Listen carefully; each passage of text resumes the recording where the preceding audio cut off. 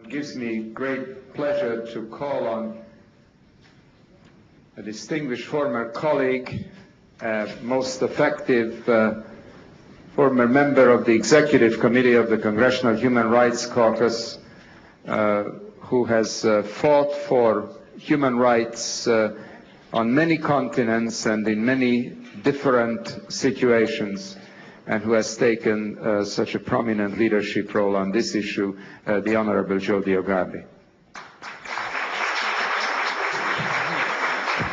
State terrorism is alive and well, maybe not in Moscow, but in Belgrade. And we've got to do something about it, and we've got to send a very, very strong signal. I was forced to go and testify. I wasn't forced to testify, but I was forced to wear a bulletproof vest when I went to Geneva, and again when I did rallies in front of the United Nations in New York. In Geneva, I went there because Mr. Hague was shot down because he was ready to deliver to the Special Rapporteur the 34 names documented.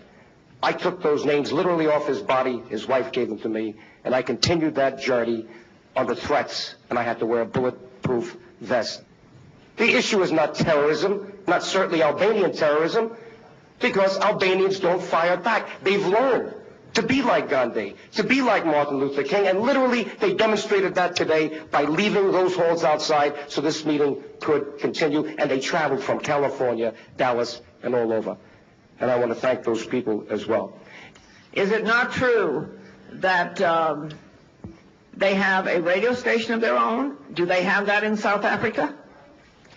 Let me say this. Do they? You compare them, Mr. DioGuardi. No. Listen, we can't go with relative justice. We have to go. Mr. DioGuardi, you made some very inflammatory statements here. Because Mr. Milosevic has been very inflammatory against the Albanians, and someone has to speak up against them. And thank God we have the Congress of the United States to stand up for oppressed people, including the Coast Guard. Yes, but Mr. DioGuardi, you need to be accurate when you're a witness, especially when you're a paid lobbyist for a group. I'm an ethnic Albanian. I'm an ethnic Albanian. I'm an ethnic Albanian. I'm the president of the Albanian American Civic League and the Albanian American Foundation, and I resent those intonations. Because you're going to see Mr. Milosevic now in The Hague talking about our league. It's not a great film. It's not the quality we want, but the voice is pretty good. So it's going to be played for a minute and a half. He's speaking in Serbian. You have underneath it the Albanian, and basically what he's saying is that the Albanian American Civic League and former Congressman Joe DioGuardi was responsible for him in The Hague. He said this on the first day of his trial in The Hague. Would you play that, please?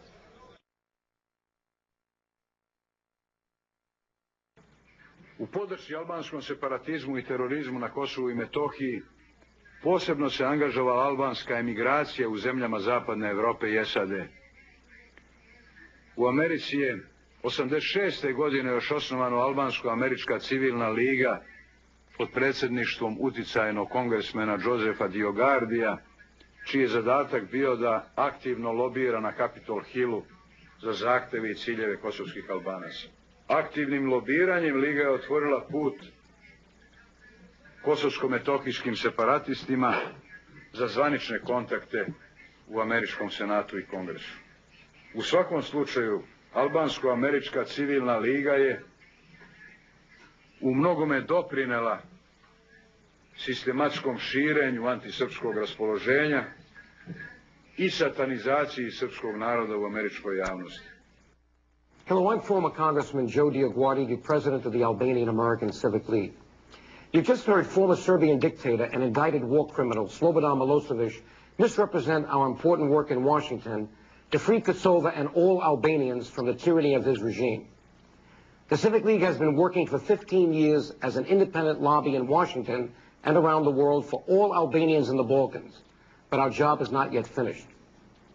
Even though Slobodan Milosevic is in The Hague, his racist, ultranationalist party won in Serbia's recent elections. Even though Kosovar Albanians endured occupation and genocide at Belgrade's hands, many members of the European Union and the U.S. State Department are seeking to either petition Kosovo along ethnic lines or put it back under Serbia.